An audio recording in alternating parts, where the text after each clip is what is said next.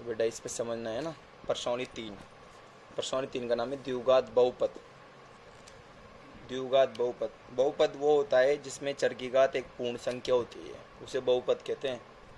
द्विघात जिसमें दो घात आती है, जैसे इसका मानक रूप समझना है। द्विघात समीक बहुपद का मानक रूप क्या होता है? ये होता है A X square plus B X plus C. इसे बोलते हैं द्विघात बहुपद का मानक रूप। A X square plus B X plus C, जहाँ पर एक्स स्क्वायर गुणा में ए है, तो एक्स स्क्वायर का गुणांक है ए तथा x का गुणांक है b। x का गुणांक b है और c यहाँ पर अचर पद है। c यहाँ पर अचर पद है। द्विघात बहुपद का रूप होता है, इस रूप का द्विघात बहुपद देखिएगा, जहाँ पर भी दो घात आ जाए, x की घात 2 आ जाए और x आ जाए अकेला पद हो, उसे बोलते द्विघात बहुपद। जहाँ एक्स स्क्वायर का गुणांक a होता है, मतलब एक्स का गुणांक में a है, गुणांक के अंक में x का गुणांक b है और c यहाँ पर अचर पद होता है, इसे बोलते द्विघात बहुपद का मानक रूप। मतलब इस रूप का ही दिखेगा। अगर आपको जैसे एग्जाम्पल से बताऊं मैं, 2x square plus 5x plus 3, तो द्विघात बहुपद है क्योंकि यहाँ पर एक्स स्क्वायर आ रहा है, एक्स आ रहा है, अधिकतम घात 2 है एक्स की, इसे बोलते चर। एक्स वाई को बोलते चर, मतलब यहाँ पर चर की घात अधिकतम 2 है, चर की घात अधिकतम 2 है, तो इसलिए कौन सा बहुपद बोलेंगे? द्विघात बहुपद बोलेंगे इसे बोलेंगे द्विघात बहुपद। इसे एग्जाम्पल एक और समझते हैं। ये भी द्विघात बहुपद है क्योंकि यहाँ पर भी दो घात आ रही है, यहाँ पर b का मान 7 है, c का मान 10 है और कुछ भी नहीं हो तो a का मान 1 मान सकते हो, क्योंकि आप गुणा में 1 तो ले ही सकते हो। हर एक के गुणा में 1 होता है, 1 से गुणा करने में वापस एक्स स्क्वायर बन जाएगा। तो 1 लिखो या नहीं लिखो आपकी मर्जी है ना, लिख भी सकते हैं। तो यहाँ पर a का मान है 1, b का मान है 7 और c का मान है 10, है ना। ठीक है, बहुत आसान है द्विघात बहुपद का। इसके द्विघात बहुपद को हल करने के 2-3 तरीके होते हैं। हमेशा आगे वाला मान एक का होता है, एक से साथ बी का होता है, सी अचर पद होता है। हमेशा कभी भी यहाँ पर एक की जगह जीरो नहीं आ सकता, क्योंकि अगर आप एक की जगह जीरो रख दोगे तो फिर यहाँ दो घात रहेगी नहीं, पूरा क्या हो जाएगा? जीरो हो जाएगा। अगर मैं यहाँ पर जैसे समझ जाता हूँ X square plus B X plus C, यहाँ एक की जगह मैं जीरो रख दूंगा तो ये पूरा जीरो हो जाएगा, फिर ये दो घात नहीं रहेगी, फिर एक घात बन जाएगी। तो यहाँ पर कभी भी ए का मान जीरो के बराबर नहीं हो सकता। बी और सी के हो सकते हैं क्योंकि बी और सी से नहीं फर्क पड़ता, पर ए का मान कभी भी जीरो के बराबर नहीं हो सकता। द्विघात बहुपद में, द्विघात बहुपद में ए का मान कभी भी जीरो के बराबर नहीं हो सकता। ये बात आपको ध्यान रखनी है, आसान है बिल्कुल। अब यहाँ पर दो घात का पद है तो इसके दो ही शून्यक रहेंगे। शून्यक वो होते हैं जिनको रखने पे मान जीरो आ जाए, उन्हें बोलते हैं शून्यक। और यहाँ पर दो घात का पद है, अधिकतम घात 2 है यहाँ पर, तो यहाँ दो शून्यक रहेंगे, यहाँ दो शून्यक रहेंगे। अधिकतम घात का 2 पद है तो यहाँ 2 शून्यक रहेंगे। एक शून्य को बोलते हैं एल्फा, एक को बोलते हैं बीटा। इसका नाम है एल्फा और इसे बोलते हैं बीटा। यहाँ पर 2 शून्य कौन कौन से रहेंगे? एक एल्फा और एक बीटा। यहाँ पर 2 शून्य रहेंगे क्योंकि यहाँ पर दो घात का बहुपद है, इसलिए इसके 2 शून्य की यहाँ पर रहेंगे। इसमें ए का मान कभी जीरो के बराबर नहीं हो सकता। बी और सी के जीरो के बराबर हो सकते हैं, लेकिन ए का मान जीरो के बराबर नहीं हो सकता। ये द्विघात बहुपद का मान रूप क्या होता है? X square plus B X plus C, जहाँ पर एक्स स्क्वायर का गुणांक है ए, एक्स का गुणांक है बी और सी है यहाँ पर अचर पद। अब आते हैं शून्यकों की जांच। इसकी जांच कैसे की जाती है? जांच कैसे की जाती है? तो एक बार उसको शून्यकों को जोड़ा जाता है। एल्फा प्लस बीटा जो होता है माइनस बी बटा ए। यहाँ पर ए बी सी के मान आपको समीकरण से प्राप्त हो जाएंगे जब एक क्वेश्चन करेंगे, जब समझ में आ जाएगा पूरी तरह। तो शून्यकों का योग होता है एल्फा प्लस बीटा बराबर माइनस बी बटा ए। और अगर मैं गुणनफल की बात करूँ, ये तो योग है शून्यकों का योग, शून्यकों का योग। तो शून्यकों का योग होता है एल्फा प्लस बीटा बराबर माइनस बी बटा ए। और अगर मैं बात करूँ शून्यकों का गुणनफल, जो भी इस वीडियो को देखेगा वो स्पीड कम करके देखना ताकि समझ में आपको आ जाएगा। स्पीड कम थोड़ी यूट्यूब पे आएगा। एल्फा इंटू बीटा बराबर रहेगा सी बटा ए। एल्फा इंटू बीटा बराबर होता है सी बटा ए और एल्फा प्लस बीटा होता है माइनस बी बटा ए। ये शून्यकों का योग होता है और ये शून्यकों का गुणनफल होता है। तो शून्य का योग आप पहले शून्य निकालोगे गुणनखंड करके, गुणनखंड क्या निकालना है आपको, शून्य की निकालना है और उसके बाद उसकी जांच करनी है। शून्य के यहाँ पर इसके 2 आएंगे क्योंकि यहाँ पर 2 घात का अधिकतम पद है। यहाँ कितनी घात है, अधिकतम 2 घात है, तो यहाँ पर 2 ही शून्य का आएंगे और 2 शून्य का उनका एक बार तो योग करेंगे और एक बार उनको गुणा करेंगे। एक बार शून्य को का योग करेंगे, एक बार शून्य को का गुणा करेंगे और योग होगा इसका -b/a और गुणनफल होगा इसका c/a। क्वेश्चन से पूरी तरह समझ में आएगा। तो द्विघात बहुपद को मैं एक बार फिर रिपीट करता हूँ। यहाँ पर X square plus B X plus C, जहाँ पर एक्स का गुणांक कौन है, ए है, एक्स का गुणांक बी है और सी यहाँ पर अचर पद है। यहाँ जांच की जाती है, उसके लिए एक बार योग किया जाता है, एक बार गुणा किया जाता है। योग के लिए एल्फा प्लस बीटा बराबर होता है -b/a और गुणनफल के लिए होता है एल्फा इंटू बीटा बराबर c/a। तो इस तरीके से इसको समझ सकते हो। जब इसको लिखने लगो तो इसको पॉज करके लिख लेना आराम से, क्योंकि ये तो यूट्यूब पे पड़ा रहेगा हमेशा ना। आगे बात करते हैं, क्वेश्चंस लेते हैं एक क्वेश्चन। जैसे पहले मैं क्वेश्चन लेता हूँ प्रश्नावली 3.1। पहले आपको इनके गुणनखंड करने हैं, फिर इनकी जांच करनी है। प्रश्नावली 3.1 का पहला सवाल यूँ कह रहा है कि जो आपके बहुपद दे रखे उससे शून्य निकालो और जांच करो। तो शून्य निकालते गुणनखंड से और जांच करने के लिए मैंने बताया रखा है एल्फा प्लस बीटा होगा -b/a और एल्फा इंटू बीटा होगा c/a। अब एग्जाम्पल से समझ सकते हैं। पहले अपन पहला क्वेश्चन लेते हैं। चलो पहले का दूसरा लेंगे। पहले का पहला अपन दूसरी तरीके से नहीं, पहले का दूसरा कराता हूँ मैं। संख्या है 4x स्क्वायर - 4x + 1। अब यहाँ पर ABC के मान क्या होंगे, ए का मान यहाँ पर एक्स स्क्वायर के साथ होता है ए का मान, तो ए का मान यहाँ पर रहेगा 4। बी का मान होता है किसके साथ, एक्स के साथ, तो बी का मान क्या रहेगा -4 और सी का मान रहेगा 1। आ गया समझ में। एक्स स्क्वायर के साथ किसका मान होता है, ए का मान होता है 4 आया और बी का मान यहाँ पर क्या रहेगा, बी का मान भी 4 रहेगा और सी का मान रहेगा 1। तो ए का मान एक्स स्क्वायर वाला ए का मान होता है, बी का मान -4, सी का मान 1 हो गया। तो ए बी सी के मान यहाँ तक समझ में आ गया होगा। आगे बात करते हैं इसकी गुणनखंड कैसे करेंगे।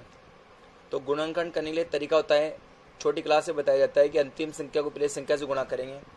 आपने 1 को 4 से किया तो 4 आया। अब इसके टुकड़े ऐसे करो कि जोड़ने या घटाने पे 4 आ जाए और गुणा में भी 4 आ जाए। तो उसके टुकड़े हो सकते हैं 4 के गुणनखंड। ऐसे मैं बताता हूँ 4 गुणनखंड क्या हो सकते हैं।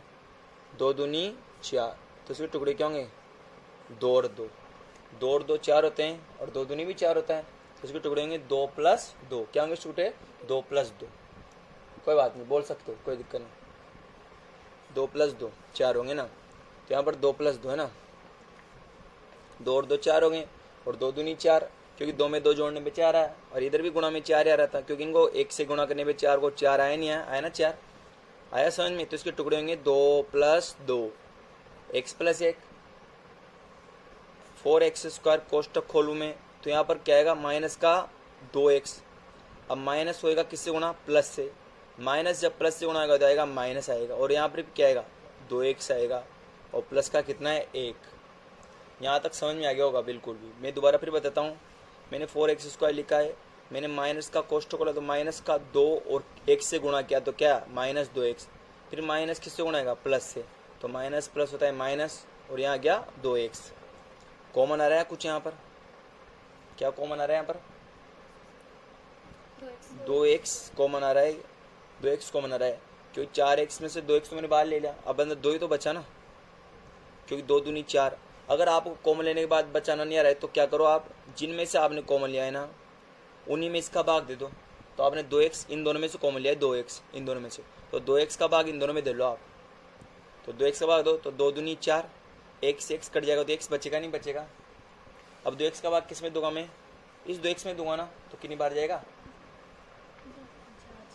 1 बार। 2x/2x = 1 होगा, ठीक है ना, 1 आएगा यहाँ ध्यान, ठीक है ना। तो 2x में अपन 2x का भाग देंगे ना तो यहाँ पर 1 बार जाएगा ध्यान, ठीक है ना। ये भाग देने पर यहाँ पर कुछ भी कॉमन नहीं तो 1 कॉमन आ जाएगा।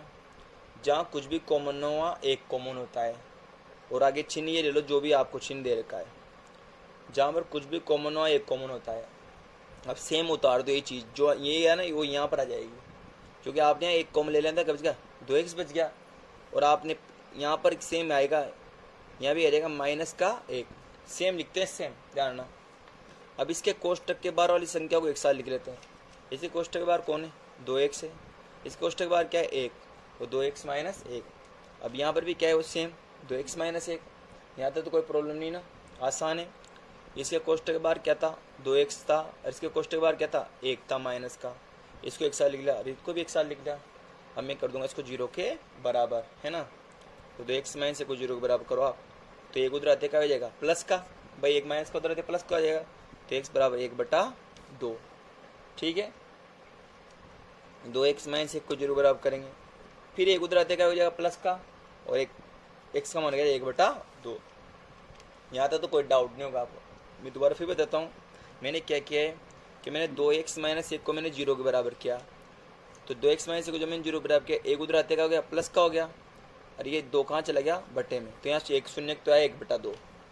फिर मैंने 2x माइनस 1 को 0 बराबर किया, तो एक उधर आते प्लस का हो गया, भाई एक माइनस का उधर आते प्लस का हो गया ना। अब 2 कहाँ चला गया बटे में चला गया, तो x का मान 1 भी किया गया 1/2। यहाँ 2 शून्य का आगे हैं, एक को एल्फा मान लो और एक को बीटा मान लो। आपके यहाँ पर 2 शून्य आ चुके हैं, एक शून्य एल्फा होता है, एक शून्य बीटा होता है। आप किसी को भी एल्फा और किसी को भी बीटा मान सकते हो। तो आपने एल्फा माना किसे, इसे वाले को माना, और बीटा माना इसको, तो एल्फा का मान 1/2 हो गया, बीटा का मान भी 1/2 आ गया। दोनों शून्य आ चुके हैं, अब इसकी जांच करनी पड़ेगी आपको। तो शून्यकों का योग करेंगे, पहले क्या करेंगे शून्यकों का योग। क्या हो शून्य को, एल्फा प्लस बीटा बराबर माइनस b/a। क्या एल्फा का मान 1/2, बीटा का मान भी 1/2, है ना, माइनस। अब आपके यहाँ b का जो मान है ना वो है -4, है ना, और जो a का मान है वो 4 है। ठीक है भाई, माइनस है ना, b का मान कितना है -4। भाई सूत्र का माइनस तो था ही से, सूत्र का माइनस था ही से। b का मान कितना था, ये रहा देखो -4 है, वहाँ रख दिया। a का मान कितना है 4। अब 1/2 में 1/2 जोड़ने पे 1 आता है। भाई सभी जानते हैं दुनिया में कि आधा प्लस आधा मिलके 1 होता है, आधा आधा 1 होता है। भाई 1/2 में 1/2 जोड़ने पे 1 आएगा नहीं आएगा, half plus half equal to 1, है ना। आप कैसे भी समझो इस चीज़ को, या फिर लस ले लो, 2 लस भी ले सकते हैं, ऐसी कोई दिक्कत नहीं, या फिर डायरेक्ट 1 बोल दो, क्योंकि आप 10वीं में पढ़ते हो, इतना तो आना ही चाहिए कि, है ना। माइनस माइनस प्लस आ गया, 4/4 कितनी बार कटा बेटा, 1 बार, तो 1 बराबर क्या है 1 आ गया। ये जांच बराबर आ गई, 1 बराबर 1 आया। इसमें बहुत ज़्यादा समझ में आएगा इस केस से आपको, क्योंकि इस केस से क्या तो राइट मतलब बहुत अच्छा दिखेगा इस केस से ना। इस वीडियो को आप 2-3 बार देखो, क्लियर हो जाएगा शानदार तरीके से। एग्जाम के टाइम में भी आपको रिविजन करने के लिए पूरा अच्छा रहेगा। गुणनफल क्या होगा, एल्फा इंटू बीटा बराबर होगा c/a। एल्फा का मान कितना है 1/2, बीटा का भी 1/2, एक गुणा है, जहाँ कुछ भी नहीं होता गुणा का संकेत होता है। और c का मान कितना है बताओ, c का मान कितना था, c का मान ये रहा 1 है, और a का मान 4 है, तो यहाँ पर 1/4 आएगा। ठीक है, तो यहाँ पर कितना है गुणा करने पर देखो, 1 के में और 2 दूनी 4, 1/4। कोई दिक्कत यहाँ तक नहीं है ना, बिल्कुल भी आसान चीज़ें भी बहुत। तो इसको आप आराम से पॉज करके नोट भी कर सकते हो, और भले यहाँ भी नोट कर सकते हो आप।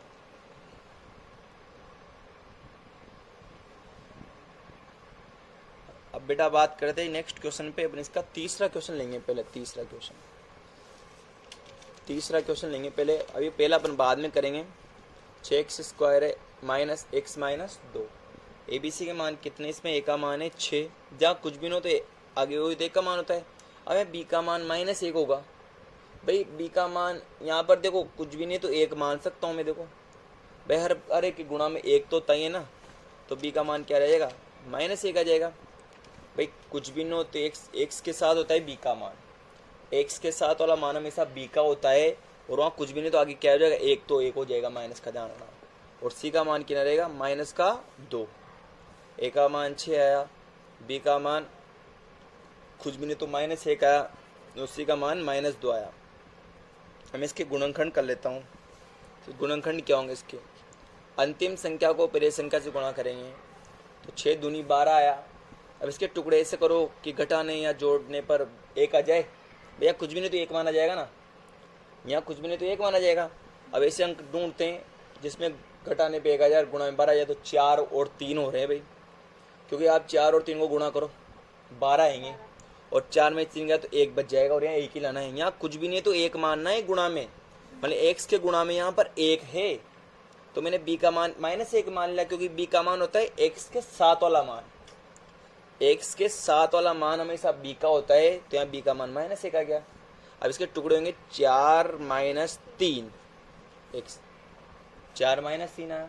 कोष्ठक खोलो बे इसका, पहला 6x², कोष्ठक खोलो, माइनस का कितना है, -4, पहले गुणा आएगा x से तो क्या आएगा -4x आएगा। अब बताओ क्या करें, माइनस से गुणा आएगा प्लस, कितना आएगा 3x। क्लियर है पॉइंट भाई, -4x आया और माइनस माइनस होता है प्लस 3x, -2। क्लियर। अब यहाँ पर आप कॉमन ले लो, क्या कॉमन आ रहा है बताओ, यहाँ कॉमन आ रहा है 2x। भाई 6 के पहाड़े में मतलब 2 के पहाड़े में 6 और 4 होता है, नहीं तो होता है 2x कॉमन ले लो। अब यहाँ 2x का भाग दो आप 6x में, बताओ कॉमन बचाने के लिए अंदर वाला संख्या पता रहे ना आपको, 2/6 में कितने बार 3 बार, 1 से x कितनी बार का x बार कट गया ना, और माइनस 2/6 में कितनी बार का 2 बार, 2 दूनी 4 होता है। आया समझ में आपको, कॉमन लेने के बाद अंदर वाली संख्या बचाना बहुत आसान होता है। कॉमन जब आ जाए तो अंदर वाली संख्या बचा सकते हो आप आराम से। यहाँ पर क्या है बताओ, 2x मैंने कॉमन लिया, आपने 2x का भाग गया था तो 2 तिया 6, x का x में x बार भाग गया ना, क्योंकि यहाँ पर कितनी घात थी x की, 2 घात थी, मैंने एक x काट दिया, यहाँ 2 का पहाड़ा मैंने 4 में 2 बार बोला, x कटी गया ना। अब इसका देखो यहाँ पर तो कुछ कॉमन ही नहीं आ रहा, 3x और 2 में कोई चीज़ थोड़ी जो दोनों में आ रही नहीं, तो यहाँ कुछ भी नहीं तो 1 कॉमन आ जाता है दाना, और सेम चीज़ उतार दो 3x -2। ऐसे पता है आपको, ये अंक और ये अंक क्या होता है, सेम होता है दाना। तो इसको इसके कोष्ठक को लिख लो आप बार, 2x के साथ किसको लो मैं +1 को, और 3x के साथ किसको -2 को, बराबर क्या करो तो 0। मेरे को शून्य की निकालना है बेटा, तो 2x + 1 को 0 बराबर करो आप, 1 उधर आते माइनस का हो गया, और x बराबर -1/2। क्लियर। अब देखो यहाँ करो आप इसको, 3x - 2 को 0 बराबर करो, क्या बताओ, 3x 2 उधर आते का प्लस का हो जाएगा ना, और x बराबर 2/3। आसानी समझ में आ जाएगा।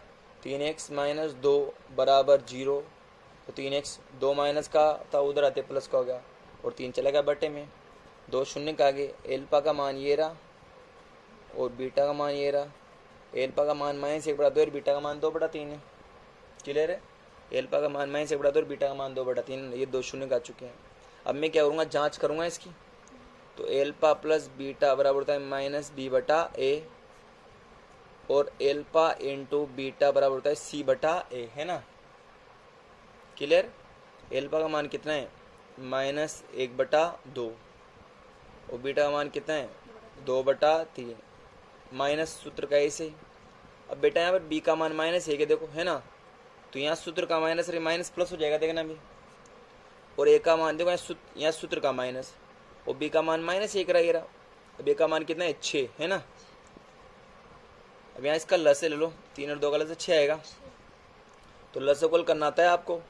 2/6 में कितनी बार गया 3 बार, तो 3 किससे गुणा जाएगा -1 से, 3 हो जाएगा -1 से गुणा। 2/6 में 3 बार गया और 3 हो जाएगा -1 से गुणा, और यहाँ पर 3/6 में 2 बार, तो 2 किससे गुणा जाएगा 2 से। आया समझ में आपको, और यहाँ माइनस माइनस क्या जाएगा +1/6।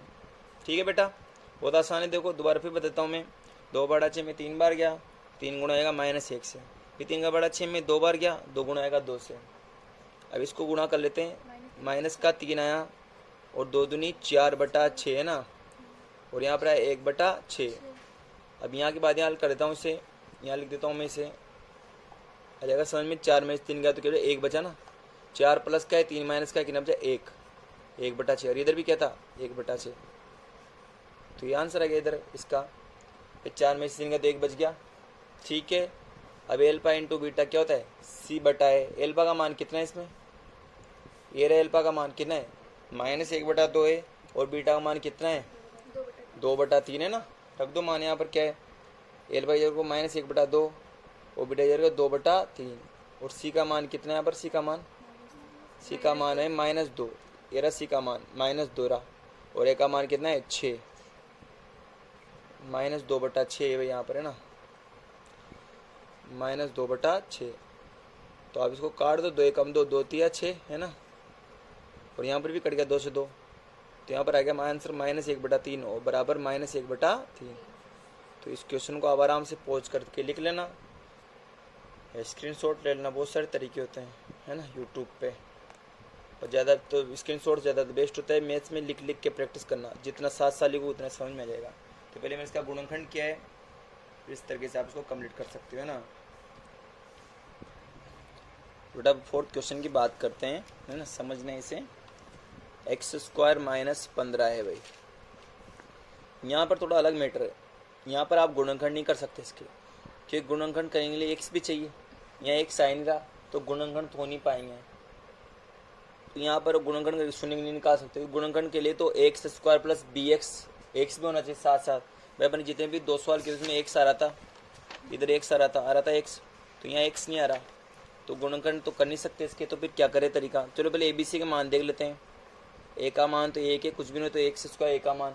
यहाँ b का मान कितना आ सकता है बताओ, b का मान किसका सकता है, b का मान है ही नहीं यहाँ पर, क्योंकि b का मान 0 है और c का मान -15 है। सॉरी, c का मान क्या है, -15 है। ठीक है, क्योंकि बेटा यहाँ पर x के साथ है b का मान। देखो आप समझना, x² + bx + c। अब x के साथ b का मान होता है, पर यहाँ तो x ही नहीं है, तो b का मान हो ही नहीं सकता। और मैंने कहा भी था कि a का मान 0 नहीं हो सकता, लेकिन b और c के हो सकते हैं। तो यहाँ पर b का मान 0 आ गया ना। a का कभी नहीं होगा, पर b और c के हो सकते हैं ना, ध्यान रखना। यहाँ पर हो गया ना b का मान 0, क्योंकि इस रूप में देखो आप, यहाँ x के साथ b का मान आ रहा है। अब यहाँ x ही नहीं है तो b का मान हो ही नहीं सकता। तो यहाँ पर ये लिख दिया मैंने मान। अब गुणनखंड नहीं करेंगे तो इसको कर दो डायरेक्ट 0 के बराबर कर दो, आप इसे करो। अब ये 15 उधर आते क्या हो जाएगा, प्लस का हो जाएगा भाई। अभी 15 माइनस का उधर आते प्लस का हो जाएगा। जैसे स्क्वायर लग गया रूट, स्क्वायर लग गया रूट, और रूट में लग गया प्लस और माइनस लग गया भाई। जैसे आपने स्क्वायर हटाया, यहाँ पर रूट लगा दिया मैंने, स्क्वायर तो रूट लगा दिया, प्लस माइनस लगा दिया, रूट 15।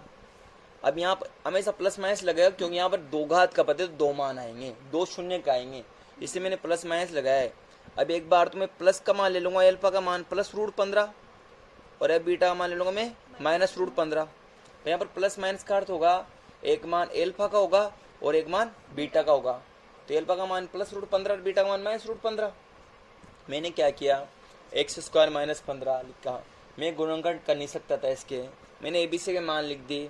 a का मान 1 लिख दिया, b का मान कुछ भी नहीं है तो 0 हो गया, और c का मान -15 है। अब मेरे को इसके शून्य के निकालने थे, मैंने क्या किया, इसको 0 के बराबर कर दिया। तो 15 उधर थे प्लस का हो गया, स्क्वायर थे रूट लग गया, और प्लस माइनस में गया। एल्फा का मान और बीटा का मान आ चुका है। अब मेरे को जांच करनी है, तो एल्फा + बीटा होता है -b/a। एल्फा का मान क्या है, √15 है। बीटा का मान क्या है, -√15 है। तो माइनस लगा दूँ तो, क्योंकि यहाँ प्लस, अगर मैं प्लस लगाऊँगा फिर माइनस लगाऊँ तो प्लस माइनस इसे माइनस ही होते हैं ना, तो डायरेक्ट लिख देता हूँ मैं ना माइनस। अब b का मान कितना है, b का मान -b का मान 0 है। चलो, और a का मान क्या है, 1। अब ये प्लस माइनस तो से कट जाते, तो यहाँ पे 0 आ गया, और 0/1 तो 0 होता है, माइनस हो या प्लस हो तो 0 आएगा हमेशा। 0 माइनस प्लस का होता भी नहीं, इसी भी ध्यान रखना। और एल्फा × बीटा क्या होता है बताओ बेटा, c/a। क्या है, एल्फा का मान कितना है, √15, इंटू बीटा का मान क्या है, -√15। वो भी कोष्टक में आएगा ना, क्योंकि यहाँ पर 2 चिन्ह क्या कोष्टक रखता है। एल्फा × बीटा कर दिया, और बराबर क्या है, c/a। क्या है c का मान बेटा, c का मान है -15, a का मान 1 है ना, जानना। c का मान क्या है बेटा बताओ, -15 है, और a का मान कितना है, 1 है ना। चलो गुणा करते से, इधर गुणा करते से समझना है। इधर 15 को √15 से गुणा करने पे क्या आता है, √15 को √15 से गुणा करने पे 15 आता है, 15 आता है ना, ध्यान, 15 आता है। और आगे आ जाएगा माइनस आ जाएगा, है ना। √15 15 होते हैं, माइनस आ जाएगा ना। √15 को √15 से गुणा करने पे आता है 15, क्योंकि √15 हो सकता है, √15 का स्क्वायर, और रूट स्क्वायर कट जाते एक दूसरे से ना, तो और आगे माइनस लगा दो मैंने। तो आपकी जांच पूरी कंप्लीट हो चुकी है। आराम समझ में आ गया, बहुत आसान था बेटा। इस सवाल को 2-3 बार क्लियर करो तो पूरी तरह 100% समझ में आ जाएगा। एक बार लिख के, एक बार देख के, ऑनलाइन बेटा आप 3 बार पढ़ो, 4 बार पढ़ो, 5 बार पढ़ो, 10 बार पढ़ो, कितनी बार पढ़ो आपके फायदा है इसमें। बेटा देखो अब बात करते हैं अपन इसके क्वेश्चन नंबर 5 पे। ये भी बहुत अच्छा क्वेश्चन है, 5वां। मैंने 3 क्वेश्चन बता दिया आपको, दूसरा तीसरा चौथा तीनों बहुत अच्छे क्वेश्चन थे। अब 5 क्वेश्चन की बात करते हैं। 5वां क्वेश्चन बहुत अच्छा क्वेश्चन है इसका। x² minus root 3 plus 1 x plus root 3 है ना। यहाँ ए बी सी के मान देखते हैं। बहुत आसान है। ए का मान तो एक ही होगा, जहाँ कुछ भी ना एक होता है। और बी का मान क्या रहेगा बताओ। ये एक्स के साथ होता है ना बी का मान, तो आएगा माइनस रूट 3 प्लस 1, ये बी का मान होता है। हमेशा ध्यान रखना x² के साथ ए का मान होता है, x के साथ बी का मान होता है। और सी कौन है यहाँ पर, अचर पद है ना, रूट 3 है बेटा। इस तरीके से सी का मान रूट 3 आ गया। आसान है। देखो भाई ए का मान कुछ भी नहीं तो 1 माना, बी का मान माइनस रूट 3 प्लस 1 माना, और सी का मान रूट 3 है। यहाँ तक तो डाउट नहीं है। ए का मान है कि बी का मान माइनस रूट 3 प्लस 1 और सी का मान रूट 3 है। ऐसे गुणनखंड करते हैं। तो गुणनखंड करने के लिए तो इसको स्टेप हल करता हूँ। पहले मैं ये लिखा मैंने स्टेप है ना, इसका कोष्ठक खोल रहा हूँ पहले। रूट 3 को एक्स करो क्या आएगा, रूट 3 एक्स। अब माइनस प्लस क्या होता है, माइनस। 1 को एक्स करो एक्स आएगा भाई, माइनस को प्लस से गुणा करने पे माइनस होता आएगा ना, और एक्स आया प्लस क्या है रूट 3 है ना। अब कुछ कॉमन आ रहा है यहाँ पे, देखो बताओ यहाँ कुछ कॉमन आ रहा है, एक्स कॉमन आ रहा है। अंदर क्या बच गया, एक्स माइनस रूट 3 है ना। और यहाँ कुछ भी नहीं तो एक कॉमन आ जाएगा एक, और यहाँ बच गया एक्स माइनस रूट 3 है ना। भाई सेम होता है, आपको पता है इस बात का।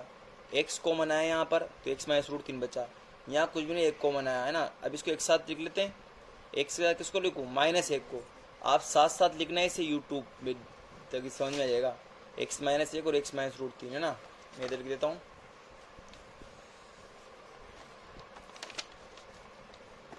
देखो समझना,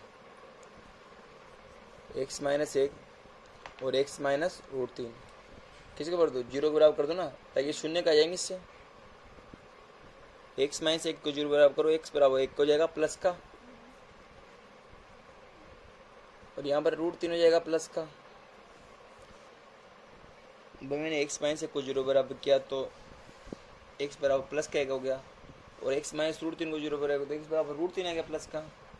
अब एल्फा का मान तो 1 है, और बीटा का मान क्या है, रूट 3। एल्फा का मान 1 है, बीटा का मान रूट 3 है। हम इसकी जांच कर लेता हूँ। एल्फा प्लस बीटा बराबर होता है माइनस बी बटा ए है ना। क्या एल्फा का मान 1, अब बीटा का मान क्या है, रूट 3 माइनस। अब बी का मान क्या है, बी का मान देखो कितना था, बी का मान अपने पास क्या था, देखो याद करो। बी का मान बताओ, माइनस रूट 3 प्लस 1 था ना। देखो मैं समझाता हूँ आपको ना। बी का मान ये रहा, माइनस रूट 3 प्लस 1 था। बी का मान माइनस रूट 3 प्लस 1 था ना, तो बी की जगह मैंने माइनस रूट 3 प्लस 1 रख दिया, माइनस रूट 3 प्लस 1, और ए का मान यहाँ पर 1 है, क्योंकि ए का मान 1 ही माना था आपने। दिखा सकता हूँ मैं आराम से, कोई दिक्कत नहीं। बार बार आप प्रैक्टिस करो, जब हो जाएगा। देखो ए का मान 1 रहा, ए का मान 1 रहा, बी का ये रहा, और सी का रूट 3 है ना। इस तरीके से तो समझ गए होंगे इस चीज़ को है ना।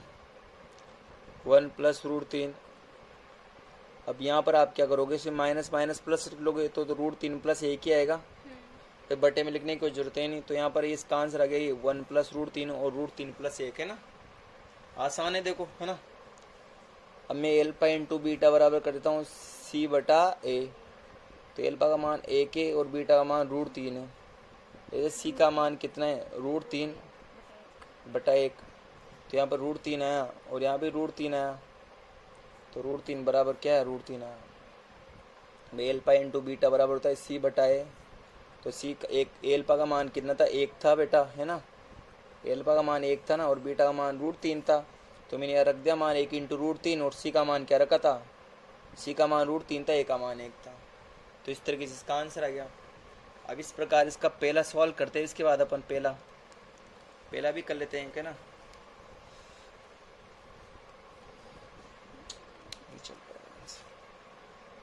पहला बताता हूँ मैं क्या है। पहले में 4x² है प्लस 8x है ना। देखो यहाँ पर भी एक बड़ी प्रॉब्लम ये है कि यहाँ भी गुणनखंड अपन नहीं कर सकते। यहाँ सी का मान नहीं दे रखा, तो चलो सी का मान कितना भी यहाँ पर 0 है ना। भाई मैंने कहा था आपसे ए का मान 0 नहीं हो सकता, पर बी और सी के हो सकते हैं। मैंने शुरू में बोल दिया था कि बी और सी के हो सकते हैं। तो यहाँ पर गुणनखंड नहीं हो सकते हैं, कोई बात नहीं, ए का मान कितना है 4 है, बी का मान 8 है और सी का मान यहाँ पर 0 है। क्लियर है। अब आप यहाँ पर कॉमन ले लो, यहाँ पर कॉमन क्या रहा है, इसके गुणनखंड करने ना तो गुणनखंड तो नहीं पाएंगे, तो कॉमन ले लो 4x कॉमन आ रहा है। अब यहाँ 4x का भाग यहाँ दो आप, 4 से 4 कट गया, x बच गया और यहाँ बच गया 2, 4 2 8 था ना, क्योंकि अब कर दूँ मैं इसको 0 के बराबर कर दूँ, तो 4x को मैं 0 के बराबर करूँगा तो x बराबर रहेगा 0/4। इस प्रकार अगर मैं x प्लस 2 को 0 के बराबर करूँगा तो 2 रहते हो जाएगा माइनस का, जैसे मैंने 4x को 0 बराबर किया है तो x बराबर आया 0/4 आया, तो x का मान आया 0, क्योंकि 0/4 0 होता है ना। और यहाँ मैंने क्या किया, x प्लस 2 को 0 बराबर किया तो 2 रहते माइनस का आ गया, तो x बराबर -2 आ गया, तो 2 शून्य का आगे, ये तो एल्फा का मान है और ये किसका मान है, बीटा का मान है। मेरे साथ समझ में आ गया होगा आपको यहाँ पर कि मैंने यहाँ पर a का मान 4 था, b का मान 8 था, c यहाँ था ही नहीं क्योंकि यहाँ अचर पद है ही नहीं, 0 आ गया। आपने यहाँ पर 4x कॉमन ले लिया तो अंदर क्या बच गया x, भाई 4x का भाग आपने यहाँ दिया होगा ना, तो x भाग गया, 4 दूनी 8, मैं अलग अलग 0 के बराबर कर देता हूँ, तो 4x को 0 बराबर किया तो x बराबर है 0/4, और x प्लस 2 को 0 बराबर किया तो यहाँ भी कितना है -2 आया, तो इस तरीके से आ गया आपकी, यहाँ तो कोई दिक्कत नहीं होगी आपको। तो यहाँ एल्फा का मान तो कितना 0 आया है और बीटा का मान आया है -2, एल्फा का मान 0 आया है बेटा और बीटा का मान -2 आया है ना। अब आप इसकी जांच करोगे है ना, तो जांच करते हुए इस पेज पे इधर, तो जांच करने के लिए समझते हैं यहाँ पर एल्फा प्लस बीटा बराबर -b/a होता है, जहाँ एल्फा का मान आया था कितना, मैं फिर बताता हूँ, एल्फा का मान ये रहा, एल्फा का मान तो यहाँ पर था 0 था और बीटा का मान -2 था, एल्फा का मान 0 था और बीटा का मान -2, तो -2 आएगा, तो भाई प्लस लगाऊँ फिर माइनस लगाऊँ तो माइनस ही आएगा।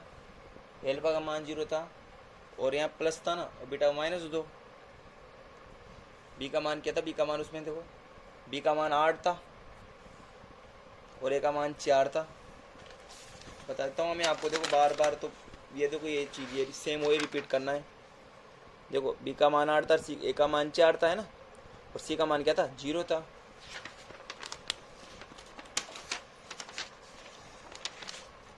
तो देखो समझना इस चीज को जी,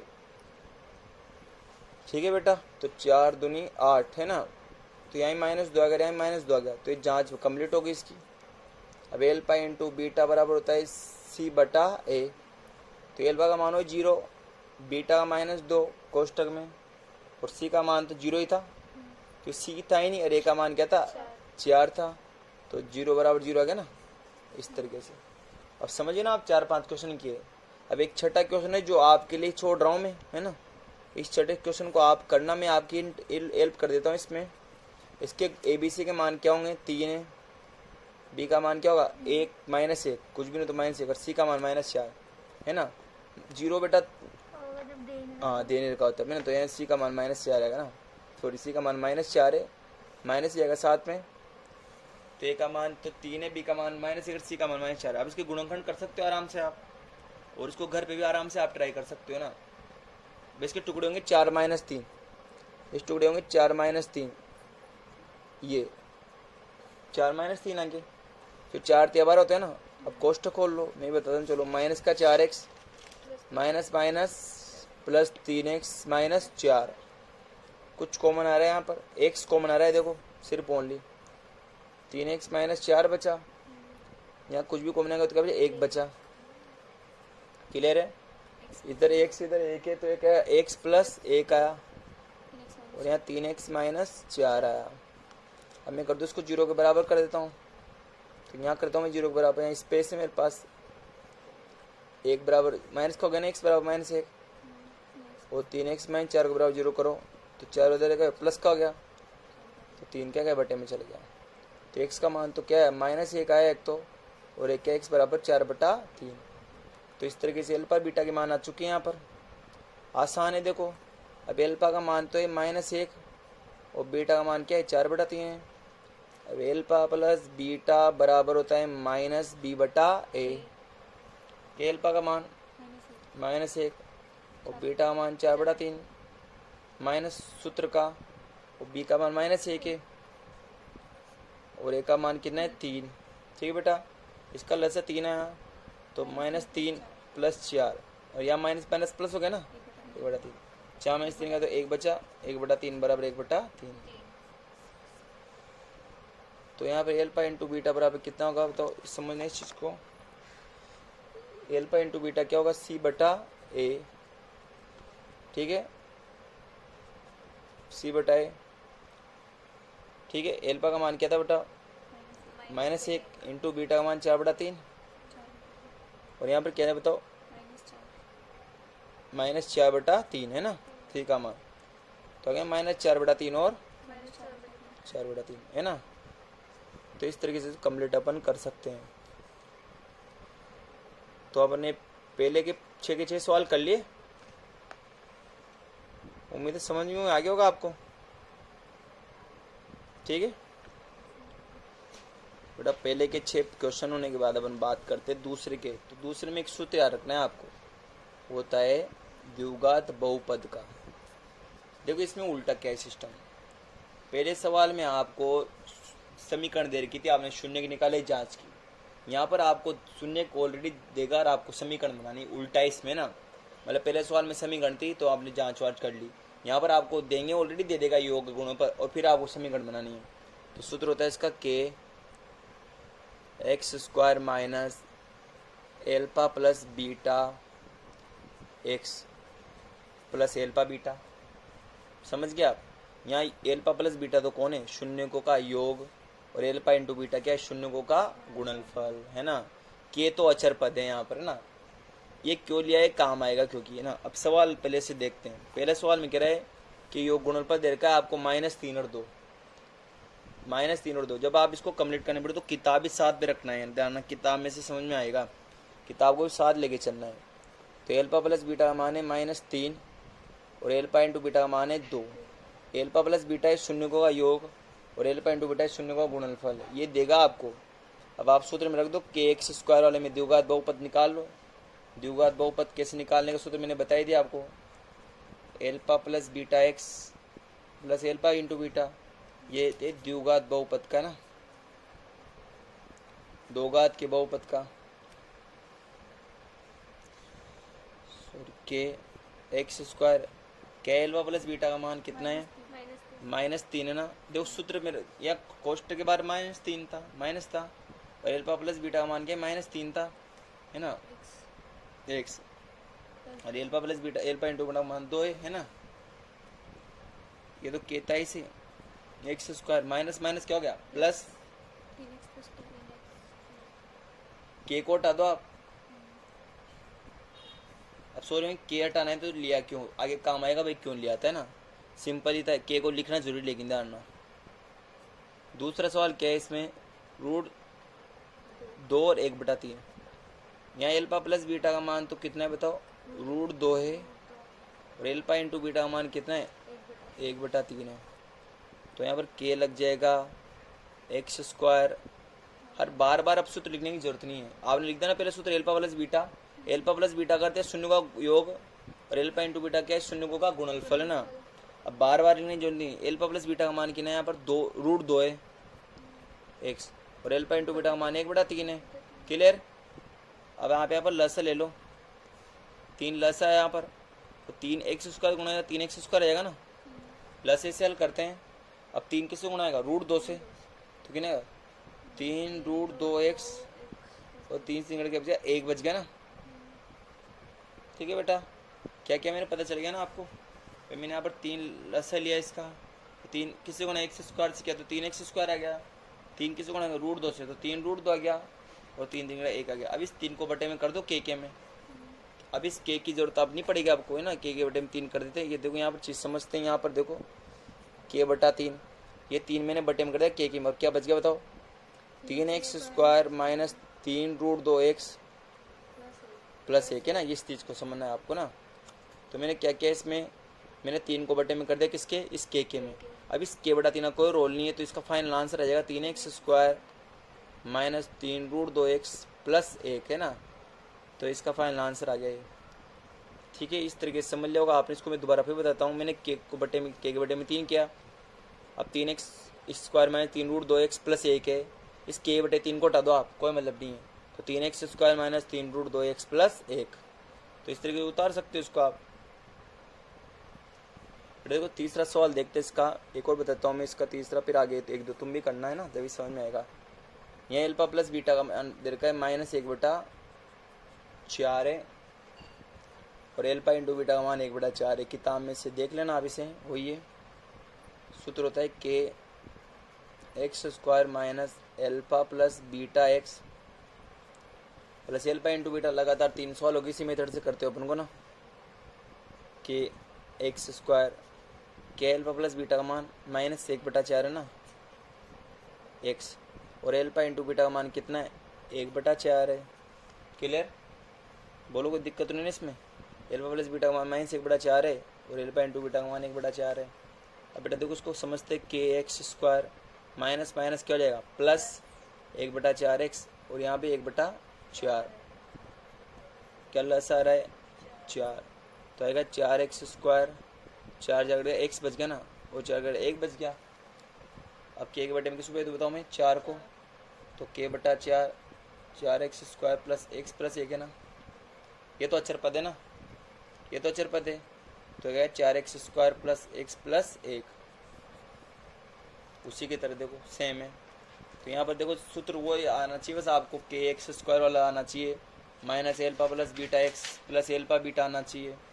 x square alpha plus beta का मान कितना है -1/4 है एक्स, और एल्फा इंटू बीटा का मान क्या है 1/4।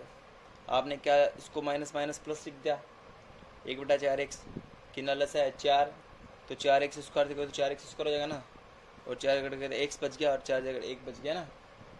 मैंने 4 कहाँ भेज दिया, के बटे में भेज दिया, और यहाँ 4x स्क्वायर प्लस 1 हो गया ना। अब बाकी क्वेश्चन इसके 3 आप कर सकते हो सेम इसी मेथड के ना।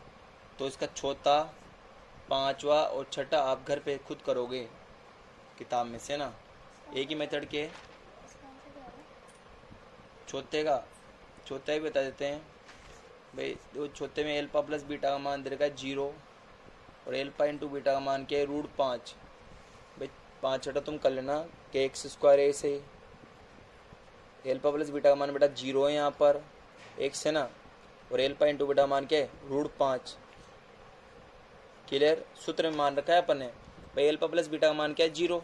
अब ये तो पूरा 0 हो गया ना, ये तो पूरा 0 हो गया, 0 हो गया, और प्लस क्या है √5, ये तो 0 हो गया ना। तो यहाँ पर आया एक्स स्क्वायर प्लस √5। अब इसका 5 छठा तो आपको करना है ना, ध्यान रखना। फिर मैंने 4 तक बता दी, एक ही मेथड की इसी तरह के। एल्फा प्लस बीटा का मान आना चाहिए, एल्फा इंटू बीटा का मान आना चाहिए, इसमें आपका आंसर आ जाएगा। बेटा बात करें थर्ड क्वेश्चन पे, थर्ड नंबर क्वेश्चन है, इंपॉर्टेंट क्वेश्चन है भाई थर्ड, ध्यान रखना इसका अर्थ। अच्छा 44 में द्विघात बहुपद दे रखा है, एपेक्स का मान दे रखा है X square minus 8x plus के शून्यकों के वर्गों का योग 40 है, तो के का मान ज्ञात करना है। इसके शून्यक होते हैं एल्फा बीटा, और वर्ग जो जानते हो स्क्वायर होता है, और योग मतलब प्लस, तो दे रखा है 40। इस लाइन को पढ़ो, लैंग्वेज को, किताब में दे रखा है, मैं किताब में बताता हूँ आपको, किताब में से बताता हूँ। ये किताब में देखो, ये किताब यहाँ दे रखा है एक्स माइनस 8x प्लस के शून्यकों के वर्गों का योग। शून्य को होते एल्फा बीटा, उनका वर्ग मतलब स्क्वायर, और योग मतलब प्लस, कितना दे रखा है 40, तो के का मान आपको ज्ञात करना है। तो इस चीज को समझना है ना। तो शून्य कौन कौन थे बताओ, एल्फा और बीटा। वर्ग क्या होता है स्क्वायर, योग क्या होता है प्लस, समझ गए। शून्य थे एल्फा बीटा, शून्यकों के वर्गों का योग, शून्यकों के वर्ग मतलब एल्फा का स्क्वायर और बीटा का स्क्वायर, योग मतलब प्लस, बराबर 40 दे रखा था। यहाँ तक डाउट नहीं है। गुणनखंड नहीं कर सकते आपसे, गुणनखंड थोड़ी हो पाएगा आपसे। के का क्या करोगे टुकड़ा, तो ए बी सी का मान बताओ, ए का मान क्या है 1, बी का मान क्या है बताओ -8, और सी का मान के है ना। ए का मान 1 है, बी का मान -8 है, सी का मान के है ना बेटा। अब आप इसके एल्फा प्लस बीटा कर लो, वो होता है -b/a है ना, -b/a। अब एल्फा का ठीक है बेटा, देखो हो जाता है बीच में डिस्टर्ब, सॉरी भाई, है ना, जो सुन रहा है सॉरी, है ना। एल्फा प्लस बीटा बराबर माइनस बी, बी का मान क्या है बेटा इसमें -8, ए का मान क्या है 1, तो एल्फा प्लस बीटा बराबर क्या आएगा 8 आएगा ना, माइनस माइनस प्लस होता है, आ गया 8, समीकरण नंबर 1 आ गया, है ना बेटा। अब एल्फा इंटू बीटा होता है सी बटा ए, सी बटा ए होता है ना। अब एल्फा इंटू बीटा है बेटा, यहाँ पर देखो शून्य नहीं दे रखा तो इसको ऐसे रहने दो आप। अब सी का मान कितना है के है और ए का मान 1 है, तो क्या आएगा यहाँ पर के आया, आ गया के, डाउट तो नहीं आया तक, इधर देखो सभी ना, तो बेटा समझते इसको आगे, है ना। बीच में फिर डिस्टर्बेंस हो गया था थोड़ी देर के लिए, है ना। समीकरण 1 के दोनों पक्षों को वर्क करेंगे बेटा ना, ध्यान रखना, ताकि वर्क करने से क्या होगा स्क्वायर बन जाएगा। मेरे को स्क्वायर दे रखा है 40, है ना, ये ध्यान रखना। समीकरण 1 के दोनों पक्षों का वर्ग, वर्ग मतलब स्क्वायर करने पर, वर्ग करने पर, तो मैं इसका वर्ग करता हूँ, एल्फा प्लस बीटा का स्क्वायर बराबर 8 का स्क्वायर, 8 का स्क्वायर मैंने समीकरण 1 का वर्ग किया है। इससे क्या होगा, ए स्क्वायर मतलब एल्फा स्क्वायर, बी स्क्वायर मतलब बीटा स्क्वायर, और 2ab मतलब 2 एल्फा बीटा। मैंने ए प्लस बी का स्क्वायर लगाया यहाँ पर, A square plus B square plus 2ab, और 8 का था 64। अब यहाँ देख लेते हैं जगह, alpha square plus beta square मान कितना दे रखा है आपको बताओ, 40 दे रखा है ऊपर बेटा, क्या दे रखा है 40 दे रखा है, तो मैं इसकी जगह रख दूंगा 40, क्या रख दूंगा 40 रख दूंगा यहाँ पर, प्लस 2 है इसे, एल्फा इंटू बीटा का मान दे रखा है के, ये रख के, तो यहाँ पर आ जाएगा के बराबर कितना है 64, समझ गए ना आप। तो 2k बराबर कितना है बताओ, 64 माइनस 40, तो 2k बराबर 24, तो k का मान आएगा 24/2 मतलब 12, तो k का मान 12 आएगा। आसान है बेटा, बहुत ही इंटरप्शन, मतलब बहुत बीच में डिस्टर्बेंस हो गया था, इसलिए सवाल को एक दो बार अच्छा तरीके देख लेना, आ जाएगा समझ में ना बेटा। k का मान 12, तो इस तरह की 3.1 प्रश्न हमने फिनिश कर ली। देखो बेटा बात करते हैं प्रश्नावली 3.3 के बारे में। 3.2 हट चुकी है आपकी कोरोना के कारण, तो आपके 3.2 सिलेबस में नहीं है, संशोधित में, जो 3 में से सिर्फ 3.1 है, 3.3 है, 3.4 और 3.5 है। तो 3.3 के कुछ सूत्र लिखता हूँ मैं पहले आपके सामने। ऐसे सूत्र होता है, सब जानते हैं, ए प्लस बी का स्क्वायर होता है A square plus B square plus 2ab, या आगे 2ab लिख दो, कोई फर्क नहीं पड़ता उससे। अभी इसमें आगे 2ab लिख देता हूँ, A square minus 2ab plus B square. सभी जानते हैं इस फॉर्मूले को, क्योंकि बचपन से पढ़ते हैं इस फॉर्मूले को। ए स्क्वायर माइनस बी स्क्वायर होता है ए प्लस बी और ए माइनस बी, ये भी जानते हो आप सभी। और एक फॉर्मूला होता है बहुत फेमस, ए प्लस बी का क्यूब, जो होता है ए का क्यूब प्लस बी का क्यूब प्लस 3ab और कोष्टक में ए प्लस बी, ए का क्यूब प्लस बी का क्यूब प्लस 3ab कोष्टक में ए प्लस बी। ऐसे 5 नंबर पे भी आता है एक चलो एक और सूत्र होता है बहुत अच्छा सा, एक्स प्लस ए और एक्स प्लस बी, ये 8th में भी आता है। इस सूत्र का पूरा है तरीका, एक्स स्क्वायर 9th भी था, ये 9th में प्रश्नावली 3 में था, A plus B X plus A B, X square plus A plus B X plus A B, ये होता है एक्स प्लस ए और एक्स प्लस बी, ये होता है प्रश्नावली 3 कुछ सूत्र जो काम आएंगे। इसमें एक और दे रखा है द्विघात समीकरण। भाई द्विघात समीकरण क्या होती है, जैसे द्विघात बहुपद पढ़ा था उसे द्विघात समीकरण भी होती है, थोड़ा अंतर होता है, X square plus B X plus C, तो वहाँ भी था द्विघात बहुपद है, यहाँ होता है बराबर में 0। तो इस समीकरण में 2 पक्ष होते हैं, बहुपद में 2 पक्ष नहीं होते, वहाँ सिर्फ X square plus B X plus C था, जबकि यहाँ पर X square plus B X plus C बराबर 0 है। तो समीकरण में क्योंकि 2 पक्ष होते हैं ना, अब आप उनको पहले क्वेश्चन में दे रखा है कि पहले में जांच करनी है कि निम्न द्विघात समीकरण है या नहीं, जांच करनी है भाई द्विघात समीकरण है या नहीं। तो कैसे जांच करेंगे बेटा, जिस वीडियो को जो रेगुलर देखे उसको नोट भी करना पड़ेगा, जब भी समझ में आएगा। किसी ने पहले पढ़ रखा है तो बोला इसको वीडियो ही देख सकता है, पर जिसने पहले नहीं पढ़ा उसको नोट भी करना पड़ेगा।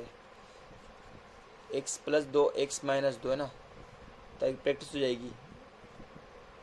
एक्स प्लस 2 एक्स माइनस 2, कोष्ठक खोले इसका, एक्स को एक्स से करेंगे तो आएगा एक्स स्क्वायर आएगा, और एक्स से कम एक्स आएगा, मैंने x को x स्क्वायर 1 से गुणा किया, कोष्टकात गुणा होता है, तो मैंने x को x से गुणा किया तो क्या x स्क्वायर आया और x से कम x आया, प्लस कितना 8 आया। अब यहाँ पर देखो क्या है, a plus B minus B है, जो होगा a square minus B square. A square A plus B minus A square मतलब एक्स का स्क्वायर और बी स्क्वायर मतलब 2 का स्क्वायर, और 2 का स्क्वायर होता है 4। समझ में आएगा होगा बिल्कुल। भाई ए प्लस बी माइनस बी था, ए स्क्वायर माइनस बी स्क्वायर आया, ए स्क्वायर मतलब एक्स का स्क्वायर और बी स्क्वायर मतलब 2 का स्क्वायर मतलब 4 आ गया। कट गया, इधर बराबर में था, इधर आते कट जाता तो एक्स प्लस 8 बराबर क्या है -4, तो 4 इधर आते का प्लस का हो जाएगा बराबर 0 आ गया, और 8 4 कितना होगा 12 बराबर 0। तो ये द्विघात समीकरण है या नहीं? नहीं है बिल्कुल भी, क्योंकि यहाँ पे दो घात कहाँ रही, यहाँ तो सिर्फ एक सी आ रहा है, तो दो घात जब होता है द्विघात समीकरण, तो यहाँ पर दो घात नहीं है, तो द्विघात समीकरण नहीं है, तो ये द्विघात समीकरण नहीं है, ये द्विघात समीकरण नहीं है, क्योंकि द्विघात समीकरण दो घात होनी चाहिए, यहाँ तो एक ही घात आ रही है ना, तो इसे रैखिक कह सकते हैं। रैखिक वो होता है जहाँ घात एक ही होती है, उसे रैखिक कहते हैं, रैखिक। और जहाँ दो घात उसे बोलते हैं द्विघात। ये द्विघात समीकरण नहीं है, या दो घात नहीं आ रही। अब इसका सेकंड क्वेश्चन करते हैं।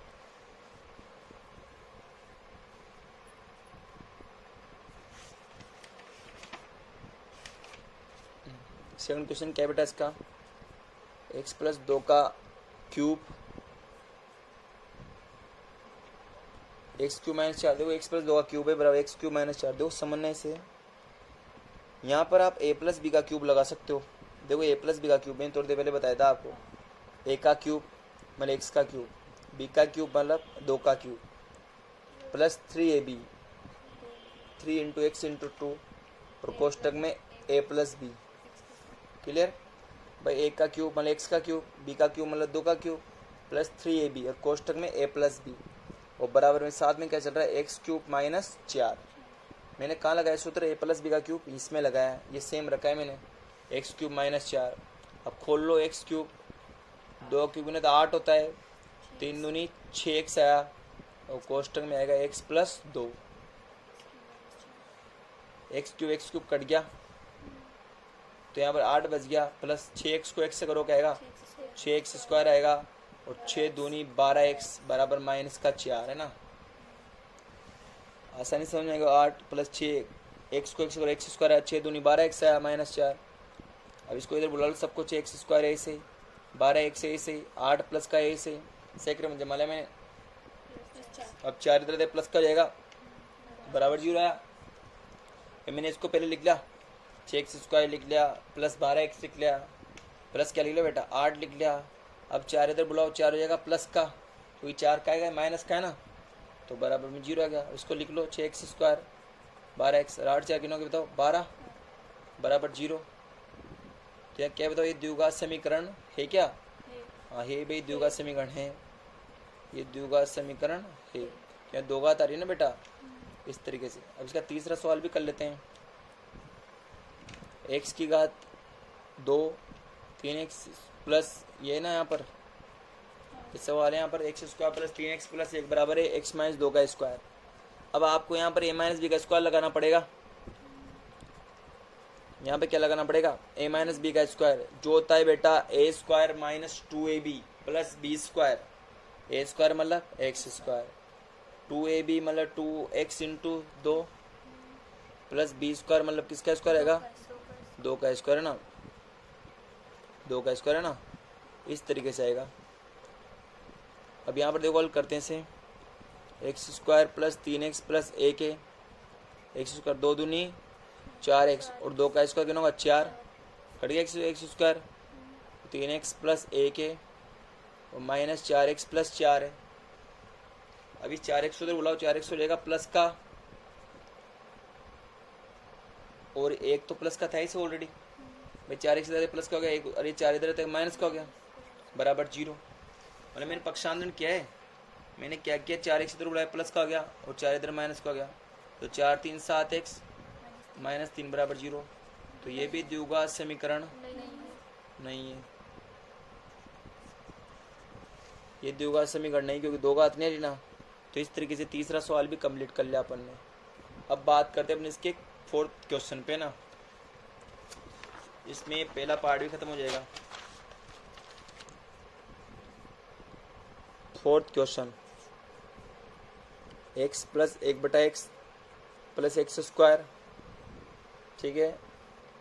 ये तो डायरेक्ट कोई द्विघात समीकरण हो ही नहीं सकती क्योंकि यहाँ पर बराबर 0 दे ही नहीं रखा, और ऐसे भी दो बहुपद नहीं है क्योंकि x के ऊपर जाते घात माइनस हो जाएगी और x की घात -1 कभी भी नहीं आ पाएगी, तो डायरेक्ट ही पता चल रहा है कि द्विघात समीकरण नहीं है।